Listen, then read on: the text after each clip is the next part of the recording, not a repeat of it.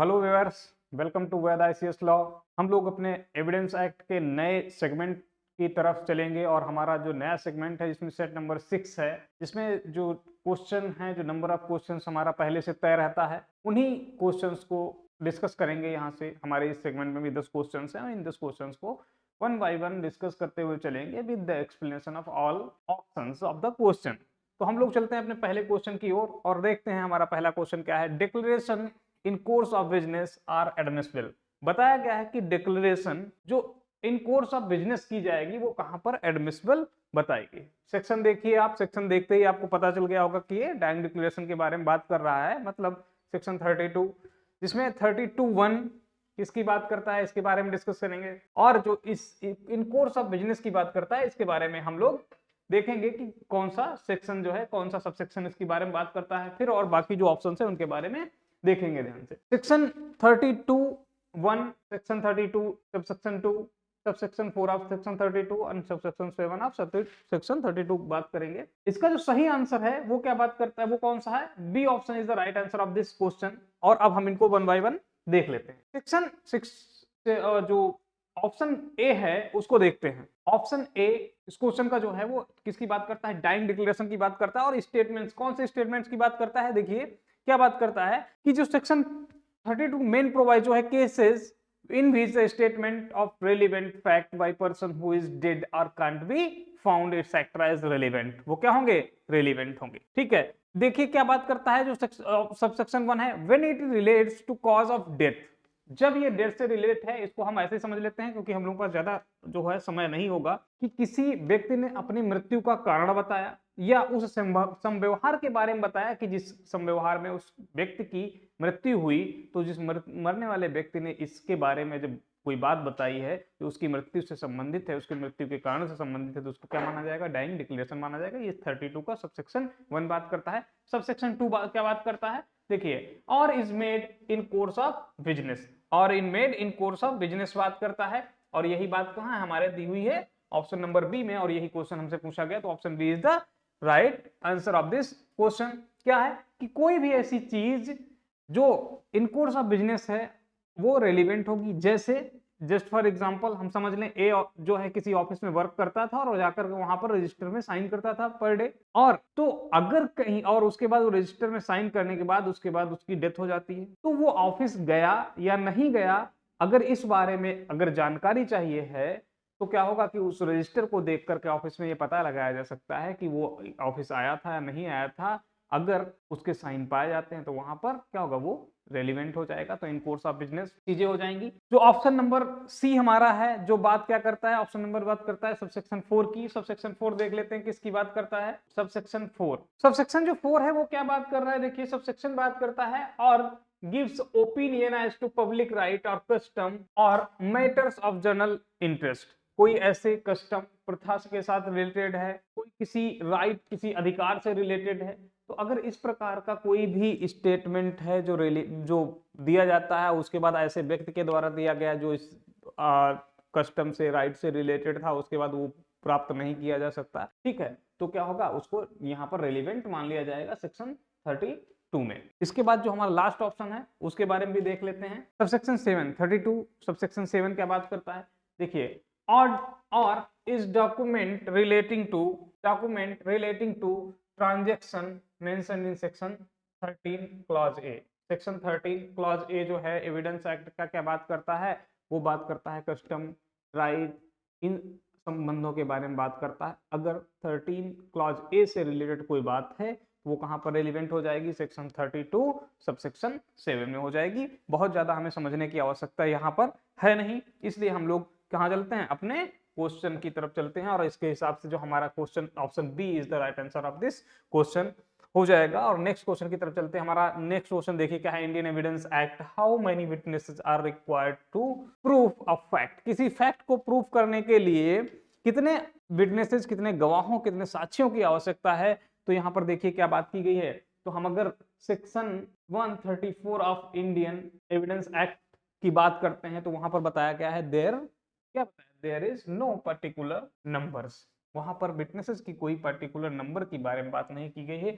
एक साक्षी के द्वारा भी वहां पर साक्ष्य दिया जा सकता है उसके संबंध में, और एक से अधिक साक्ष्यों के द्वारा भी साक्ष्य या दिया जा सकता है। तो यहाँ पर नो पर्टिकुलर नंबर्स की बात करिए, किसी भी साक्षी का कोई भी गिनती नहीं बताई गई है। ये सेक्शन 134 जो है वो बात करता है 2 1, और ये यहाँ पर क्या होना चाहिए, होगा ही नहीं। इस बार हम नेक्स्ट चलेंगे क्वेश्चन पे, और नेक्स्ट हमारा जो क्वेश्चन है question number 53 and third question of this segment under section 146 of the Indian evidence act which kind of questions can be asked during cross examination, की क्रॉस एग्जामिनेशन के दौरान किस प्रकार के क्वेश्चंस जो है नहीं पूछे जा सकते हैं। तो देखिए जो सेक्शन 146 है, 146 में दिया गया है कि इन किन किन चीजों को छोड़कर और किन किन क्वेश्चंस को पूछा जा सकता है। तो ए बी सी करके दिए हुए हैं, जिसमें जो है to test the veracity of witness, किसी साक्षी की सत्यवादिता को परखने के लिए क्वेश्चन पूछा जा सकता है, दिया हुआ है। To discover the witnesses position in life, उसकी लाइफ में, जीवन में क्या पोजीशन है, वो जीवित है, मर गया, क्या है, उसके संबंध में क्या है बताया गया हुआ, दिया हुआ है। और तीसरा to seek credit of witness, witness के जो क्रेडिट है, गवाह की विश्वसनीयता को जो धक्का पहुंचाने वाली चीजें हैं उसके बारे में पूछा जा सकता है। और देखिए previous sexual experience of witness of victims of offence of rape, बलात्कार के मामले में किसी भी महिला का कि उसका सेक्सुअल एक्सपीरियंस जो है उसके बारे में क्या होगा, प्रीवियस सेक्सुअल एक्सपीरियंस के बारे में नहीं पूछा जाएगा। और यही जो है वो सही आंसर है इस क्वेश्चन का। और जब आप सेक्शन 146 का प्रोवाइजो देखेंगे तो प्रोवाइजो में ये क्या हुआ है, दिया हुआ है कि जो sexual experience, previous sexual experience के बारे में विक्टिम से नहीं पूछा जाएगा। तो option D is the right answer of this question. और हम इसी के साथ नेक्स्ट क्वेश्चन की तरफ चलते हैं। Indian evidence act, newspaper report is a evidence, newspaper report is the evidence.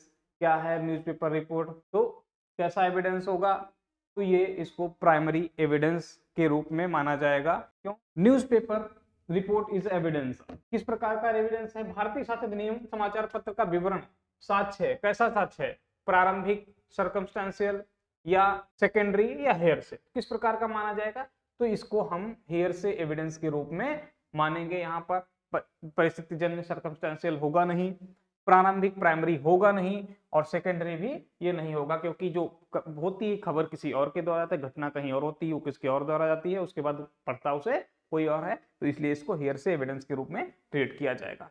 ठीक है। Question number 55 of this segment is Indian evidence act which of the following is not a competent witness, निम्नलिखित में से कौन सा competent witness नहीं है। डम, कोई डम व्यक्ति है, गूंगा व्यक्ति, तो उसको क्या माना जाएगा या नहीं माना जाएगा, तो आप देखेंगे इंडियन एविडेंस एक्ट का जो सेक्शन 119 है, सेक्शन 119 क्या बात करता है कि कोई गूंगा व्यक्ति जो होगा वो क्या हो सकता है, एक कॉम्पिटेंट विटनेस हो सकता है। जो बोलने में असमर्थ है वो भी हो सकता है अगर रिटन में दे दिया जाता है। और ये भी कहा जाता है कि रिटन में दिया गया गूंगे व्यक्ति के द्वारा, मूक साक्षी के द्वारा रिटन में दिया गया जो स्टेटमेंट होगा उसको कैसा माना जाएगा, उसको ओरल स्टेटमेंट और ओरल एविडेंस के रूप में ट्रीट किया जाएगा। बहरा व्यक्ति है, डीफ, अगर कोई बहरा व्यक्ति है तो वो इशारों से अगर किसी चीज को समझा सकता है, बता सकता है, लिख करके बता सकता है, क्वेश्चन लिख करके उससे पूछा था और वो बताने में समर्थ रहता है, तो उसको भी मान लिया जाएगा कॉम्पिटेंट विटनेस। माइनर, माइनर के संदर्भ में ये कहा जाता है कि अगर कोई माइनर है जो क्वेश्चन के नेचर को समझ रहा है, जो उससे क्वेश्चन पूछे जा रहे हैं और उसके अकॉर्डिंग जो आंसर है वो सही आंसर कर रहा है, तो माइनर भी क्या हो सकता है, कॉम्पिटेंट विटनेस हो सकता है। तो हमारा डम भी हो जाएगा, डीप भी हो जाएगा, माइनर हो जाएगा। और डी ऑप्शन हम देखें क्या है, a person enable to understand. देखिए enable to understanding the questions, minor में मैंने क्या बताया कि जो जिसकी अंडरस्टैंडिंग क्या है, जो क्वेश्चन को अंडरस्टैंड कर सकता है, समझ सकता है और सही आंसर दे सकता है। इसी के अपोजिट में तो वो कॉम्पिटेंट विटनेस हो जाएगा। इसी के अपोजिट में क्या है कि अनेबल टू, असमर्थ है to understanding the questions put to them, are unable to giving rational answers to those questions, और उन क्वेश्चंस का जो सही या समुचित जो उत्तर है वो देने में असमर्थ है और क्वेश्चंस को भी समझने में असमर्थ है, तो वो क्या होगा, एक सक्षम साक्षी कॉम्पिटेंट विटनेस नहीं माना जाएगा। तो option D is the right answer of this question. क्या हो जाएगा, डी जो है आपका, डी राइट आंसर हो जाएगा। नेक्स्ट क्वेश्चन की तरफ चलते हैं। नेक्स्ट क्वेश्चन हमारा है Indian evidence act which evidence is not a secondary evidence, निम्नलिखित में से कौन सा जो एविडेंस है वो सेकेंडरी एविडेंस नहीं है। तो section 63 of Indian evidence act जो है वो क्या बात करता है, सेकेंडरी की बात करता है। सेक्शन 62 जो है वो क्या बात करता है, प्राइमरी एविडेंस की बात करता है। तो प्राइमरी एविडेंस कौन सा सेकेंडरी नहीं है, मतलब प्राइमरी में आएगा वही सेकेंडरी नहीं होगा। कॉपीज मेड फ्रॉम ओरिजिनल, ये चीज उसी में लिखा हुआ है तो ये क्या होगा, सेकेंडरी हो जाएगा। Copies compared with the original, जिसको ओरिजिनल कॉपी से कंपेयर करके बनाया गया है उसको, वो भी क्या आ जाएगा, सेकेंडरी डॉक्यूमेंट्स में, एविडेंसेस में आ जाएगा। Counter parts of documents as against the parties whose did not execute them, मतलब उनके खिलाफ जिन्होंने उसको एग्जीक्यूट नहीं किया है तो क्या होगा, तो ये भी क्या हो जाएगा, ये सेकेंडरी एविडेंस हो जाएगा, क्योंकि जिसने अगर एग्जीक्यूट कर दिया है उसी के अगेंस्ट उसको प्राइमरी एविडेंस माना जाता है। तो देखिए नीचे, counter parts of document as against the parties who executed them, जिन्हें उसने क्या किया है, खुद एग्जीक्यूट किया है, तो उसके अगेंस्ट क्या होगा, वो प्राइमरी एविडेंस के रूप में ट्रीट किया जाएगा। मतलब ऑप्शन डी जो है वो क्या है, सेकेंडरी एविडेंस ना होकर के कैसा है, प्राइमरी एविडेंस है। इसको हम लोग देख भी लेते हैं। देखिए जो ऑप्शन डी था वो कहाँ है, प्राइमरी एविडेंस में आता है। प्राइमरी एविडेंस हमारे कहाँ बताए गए हैं, तो प्राइमरी एविडेंस जो है हमारे 62 में बताए गए हैं, आप यहाँ देख सकते हैं। और इसी में आपको मैं दिखाऊंगा आपको प्राइमरी एविडेंस। और प्राइमरी एविडेंस में देखिए आप कैसे जो है इसके आप एक्सप्लेनेशन देखिए। एक्सप्लेनेशन क्या बात करता है, इसका एक्सप्लेनेशन बात करता है where a document is executed in several parts, each part is primary evidence of the documents. Where a document is executed in counterparts, each counterpart being executed by one or some of the parties only, each counterpart is primary evidence as against the party executed it. यही option में था, उसी party के द्वारा execute किया गया तो उसके अगेंस्ट क्या माना जाएगा, प्राइमरी एविडेंस माना जाएगा। ठीक है, ये हमारा डी ऑप्शन हो गया। हमने आप प्रोविजन भी इसका देख लिया। इसके बाद हम नेक्स्ट क्वेश्चन की तरफ चलते हैं और नेक्स्ट क्वेश्चन हमारा बात करता है burden of introducing evidence under section 102 of Indian evidence act. Evidence act का जो 102 का बर्डन ऑफ प्रूफ है, जो सबूत का भार है, वो किस प्रकार का है, तो कभी कभी बदलता है, मतलब shift at times, never shift, कभी नहीं चेंज होता है, या लगातार बदलता रहता है, मतलब consistently shift, none of the above.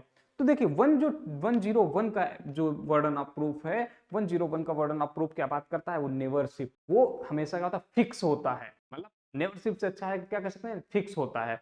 वो किस पर होगा, जबकि जो 102 का होता है, 102 का क्या होता है कि हमेशा जो वर्डन ऑफ प्रूफ होता है वो लगातार बदलता रहता है। कि वर्डन ऑफ प्रूफ अगर एक्यूज्ड पे है तो एक्यूज्ड ने उसको अगर साबित कर दिया डिफेंडेंट के खिलाफ में, तो वो किस पे चला जाएगा, वापस डिपेंडेंट के पास। डिफेंडेंट ने उसको फिर से अगर उसको क्रॉस कर दिया या उसको कंट्रेरी साबित कर दिया, उसको रिवर्ट कर दिया, तो फिर से 102 का किस पे आ जाएगा, अक्यूज्ड पे आ जाएगा। तो इस प्रकार से अक्यूज्ड और डिफेंडेंट के बीच में ये जो होता है लगातार बदलता रहता है। और जो भी जिस पर होता है 102 का बर्डन ऑफ प्रूफ, अगर वो उसके अगेंस्ट साबित कर पाने में फेल हो जाता है तो क्या हो जाता है, वहीं पर उसकी लायबिलिटी बना दी जाती है। तो हमेशा कैसा होगा, कंसिस्टेंटली शिफ्ट, लगातार कैसा होता है, शिफ्ट रहता रहता है। और इस हिसाब से जो ऑप्शन नंबर सी है वो सही आंसर होगा।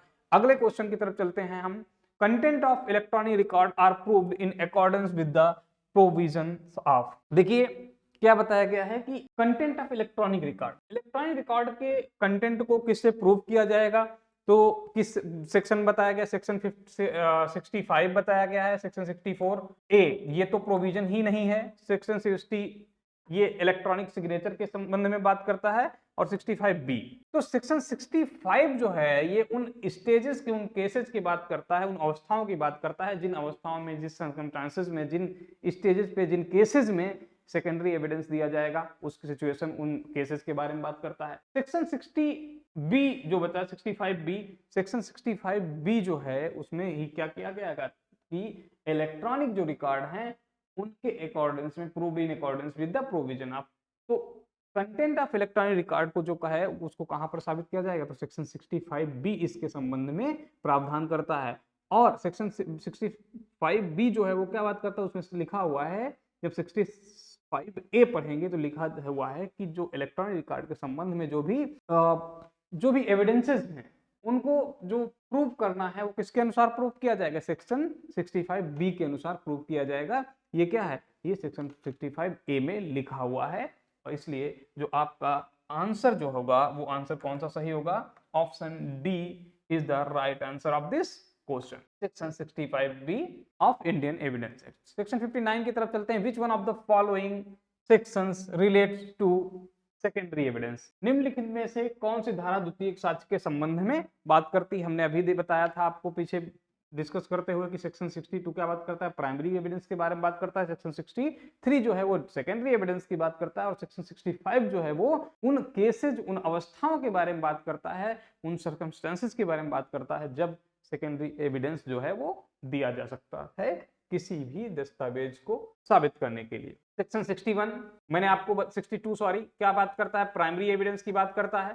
सेक्शन 63 और पूछा क्या गया यही, तो आपका जो आंसर जो है सेक्शन 63 यही आपका सही आंसर है। तो option C is the right answer of this question. Section 60 क्या बात करता है? सेक्शन 60 बात करता है ओरल एविडेंस की, कि ओरल एविडेंस जो है, ओरल स्टेटमेंट, ओरल एविडेंस कैसा होना चाहिए? तो oral evidence must be direct, मतलब उसी व्यक्ति के द्वारा दिया जाना चाहिए जिसने उस बात को, उस स्टेटमेंट को जिसने खुद देखा हो, सीन वर्ड यूज हुआ है, कुछ सुना हो, कुछ देखा हो, उसी के द्वारा दिया जाना चाहिए। तो कैसा होना चाहिए? Oral evidence must be direct. उसके बाद सेक्शन 80 बात करते हैं। तो सेक्शन 80 को हम लोग देख लेते हैं किस बारे में बात करता है। मेन हेडिंग केवल देखेंगे। प्रिजम्पशन की बात करता है, कि डॉक्यूमेंट्स के प्रिजम्पशन की बात करता है कि कोई डॉक्यूमेंट हैं जो किसी लॉ द्वारा, विधि द्वारा, अथॉराइज पर्सन के द्वारा या किसी अधिकारी जज के द्वारा उनको साइन होना चाहिए था, तो उनकी विश्वसनीयता को चेक करने के लिए जो बात की गई है उन दस्तावेजों को, वो सेक्शन 80 में प्रिजम्पशन के बारे में बात की गई है।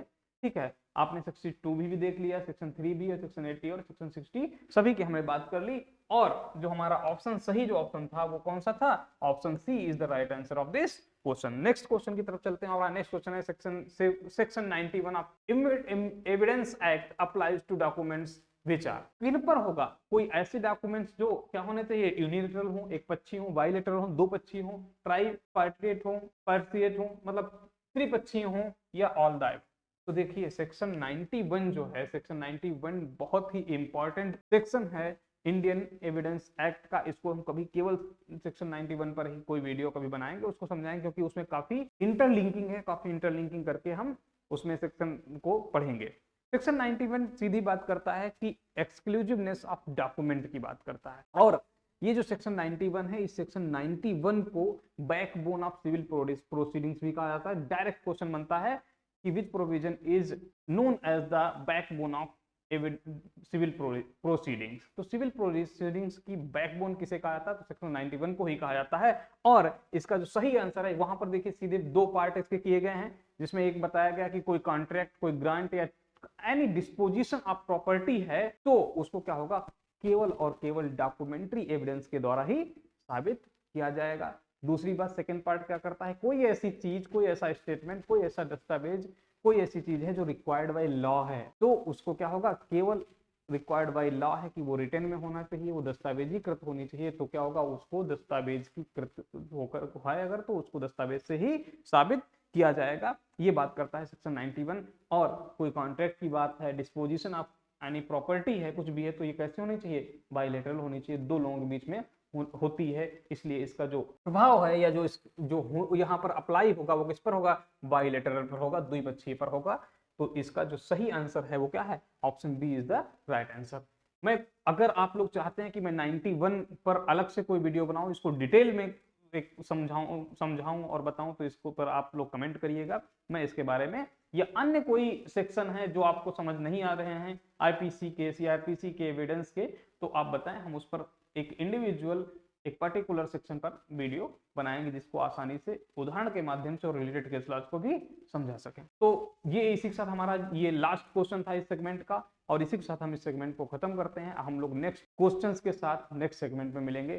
तो थैंक यू सो मच।